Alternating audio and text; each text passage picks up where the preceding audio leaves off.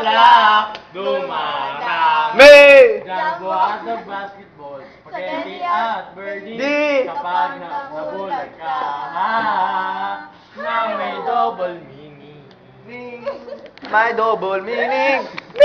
Bulaklak, dumarami. May Jaguar at basketball, spaghetti at birdie. Di. Kapag nabulag. Yung reaction nyo yung marinig yung kanta. Gaya na Bulaklak, yung Bulaklak Jumbo Hat, no? basketball.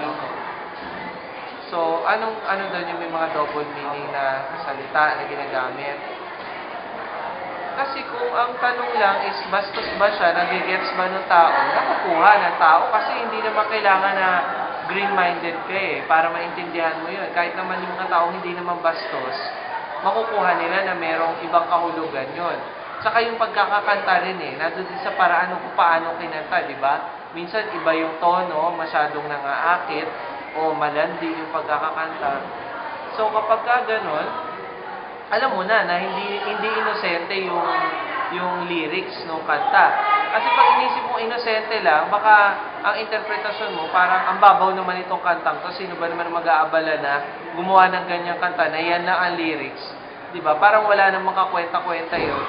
Maliban na lang kung mayroon ngang ibang kahulugan yung yung kanta. So kung double meaning, ang reaction depende rin kasi kung hindi naman bastos na bastos yung lyrics niya, matatawa ka na lang, pero minsan medyo ma-embarrass ka, parang napapahiya ka na naririnig mo yun. Pero iisipin mo na lang na malikhain lang siguro yung kumakanta nun, di ba? O yung nakaisip nun. Malikhain siya, pero para nga pumatok yung kanta, nilagyan niya ng double meaning. Kasi kung walang double meaning yun, hindi yun tatakilikin ng tao Kailangan may matawa.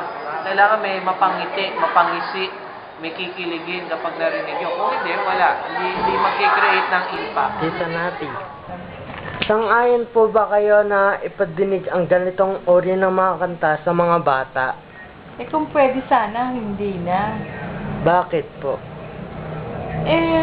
Andain namang maganda bakit yan pang may bastos na salita na hindi naman makakabuti sa kanila. Ano po yung reaction nyo sa kanta? Kanta. Alam mo naman tayo, mga Pilipino, mabilis ang isip natin. Yung mga ganyang lyric, talagang nakukuha mo kagad na hindi magandang salita.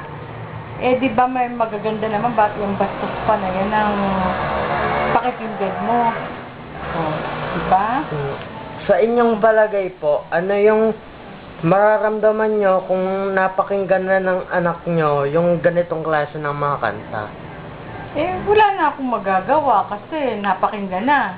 Kung napakinggan na, wala na akong magagawa, nadinig na yun kaya lang, kung ako ang tatanungin, mas mabuting hindi niya na napakinggan. Marami naman siyang magandang mapapakinggan Yung pang magsalita ka, marinig sa'yo yung salita na yan, sabihin yan ba tinuturo sa inyong kanta, mga bastos? Diba? Yun lang. Thank you. Ano reaction niya sa pinanginig ko? Ano po, meron siyang lihim na mensahe na hindi dapat malaman ng mga kabataan kasi masyado pang maaga para sa kanila. So that's yun lang. Anong reaction mo sa kantang Banana? I-introduce niyo yung product niya sa ibang tao.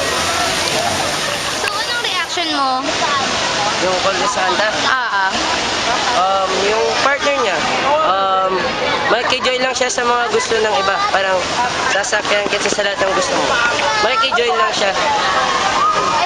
Makikijoin lang siya sa mga trip ng iba. Okay, yun na. Ano yun? Bastos daw yan. Bastos? Paano yan naman nasabing bastos yun?